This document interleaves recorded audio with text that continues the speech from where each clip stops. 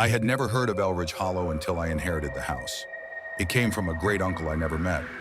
According to the dusty letter from the lawyer, I was now the owner of a secluded cottage deep in the woods of Maine. A fixer-upper, he called it.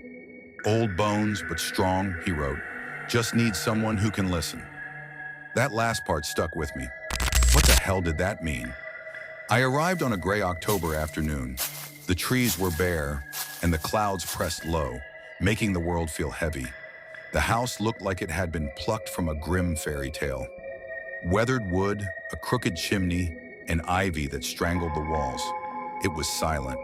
Not the peaceful kind, the wrong kind. Inside, the air was still, cold. The furniture was covered with white sheets like ghosts waiting for showtime. Dust coated everything. There were no pictures, no personal touches, just walls and silence. I stayed in the upstairs bedroom that first night. No power, no internet, just my flashlight and the crackle of the fireplace. Around 2:13 a.m., I woke up. I don't know why. There was no noise, no creaking floorboard or whispering wind. Just a stillness so loud it made my ears ring. I sat up, suddenly alert. And then I saw it, or rather I noticed it wasn't there. The mirror. The tall, antique one on the wall beside the door. Gone. I was sure it had been there when I went to sleep. I got up, flashlight in hand, and opened the bedroom door. The hallway was pitch black. No wind, no sound. But I heard something anyway. A click, like metal against wood. Then another, from downstairs. I should have locked the front door. I crept down, slow, heart pounding. The click came again. Steady now. Rhythmic. Almost like typing? I rounded the bottom of the stairs and froze. The living room was lit, not from a lamp, from the television. Static fuzz covered the screen, crackling gently. And sitting on the coffee table in front of it was the mirror, the same one from upstairs. Its frame was scorched, like it had been burned. But the glass was clean, too clean. I moved closer. My reflection stared back, pale, tired, but normal. Then it blinked. My blood turned cold. The reflection smiled. I didn't. And then it spoke. "You're late." I staggered backward, knocking into a chair. The reflection, no. The thing in the mirror just smiled wider. Its teeth were too many, too small, almost filed. What are you?" I managed to whisper. It tilted its head, just a little. "I'm what you left behind." The air in the room grew thick. My lungs fought to draw in breath. I blinked and the mirror was empty. My reflection gone. Only the room behind me showed in the glass. Except, there was someone standing behind me in the reflection. I spun around. No one. But when I turned back, the figure was closer. A silhouette, tall, watching. I ran. I didn't grab anything. Just bolted through the front door and into the woods. I don't know how long I ran. Maybe minutes, maybe hours. The forest felt endless. Every tree looked the same, but I swear I kept hearing something behind me. Breathing. Not mine. Eventually, I stumbled back onto the dirt road where I'd parked. My car was still there, locked. I fumbled with the keys, dropped them twice, then finally got in. I didn't go back to my apartment. I booked a cheap motel 2 towns over and tried to sleep.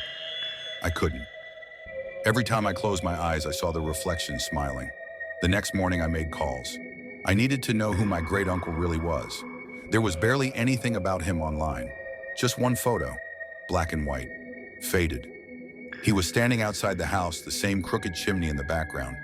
But something in the window behind him, a face, not his. That night, the motel TV turned on by itself, static, just like before. And then the mirror was there again, not in the room, on the screen. My face, blinking, smiling, whispering. "You're almost ready." I smashed the remote. The screen cracked, but the image didn't disappear. It just glitched, the smile stretching unnaturally, flickering. "You brought it with you," it said. I packed my things in under 5 minutes and drove all night. I didn't know where I was going, just away. But the further I got from Elridge Hollow, the more things warped. My phone started showing pictures I never took. Of me, sleeping. Of me, looking in mirrors. Of me, smiling. I haven't slept in 3 days, and I think the reflection is getting stronger. It talks to me now, not just in mirrors and windows, puddles, the back of my spoon. It says I've already let it in. I pulled over somewhere in Nebraska, I think. I hadn't eaten in over a day. My eyes stung, my fingers trembled. The gas station bathroom had a cracked mirror above the sink. I covered it with paper towels before I dared to look up. It laughed anyway. "You can't run from inside yourself," it said. The words weren't out loud. They vibrated in my head like an echo, like my own thoughts had been hijacked. That night I dreamt of the house again. Only this time, it wasn't abandoned. There was music, voices, a party, people in masks, laughing, twirling, dancing, until they all turned at once, stared at me. Their masks looked just like my face. I woke up screaming, soaked in sweat, with blood on my shirt. Not mine. In desperation, I returned to Elridge Hollow. I thought maybe if I went back, faced it, I could end it. The house was waiting. No leaves moved. No wind blew. It was too quiet. I stepped inside. The mirrors were still there. All of them. Cracked, reflecting me, and not me. In each mirror, a different version of myself. Younger, older, scarred, twisted, some smiling, some crying, one bleeding from the eyes. "You made us," one of them said. I reached the basement door. It was open. Of course it was. I walked down slowly, one step, then another. I could feel the temperature drop, not cold, empty. The room at the bottom was the same. Single bulb, chair mirrors. But the chair wasn't empty this time. A man sat there, hands folded, wearing my exact clothes. Same face, same eyes, except his smile was content. "You ran," he said softly. "I stayed." "I'm not you." "You are," or "you were." Suddenly I remembered.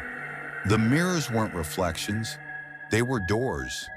Each one showed a version of me that could have been, if I had made different choices. Some darker, some lonelier, some broken. This one, the man in the chair, he had made the choice I refused. He had let it in. "You don't have to fight anymore," he whispered. "Just sit, let me out. I'm tired of being trapped here." He reached out a hand. The mirrors pulsed. I felt myself slipping. For a moment, I saw all of them again. Every version of me. Endless. Then, I blinked. I was in the chair, still, silent, staring at a boy who looked just like me, standing at the bottom of the stairs. He stepped closer. I smiled. "You finally came back." Thanks for watching. If this story chilled you, give it a like. And subscribe to Veil Tales AI for more nightmares that follow you to sleep.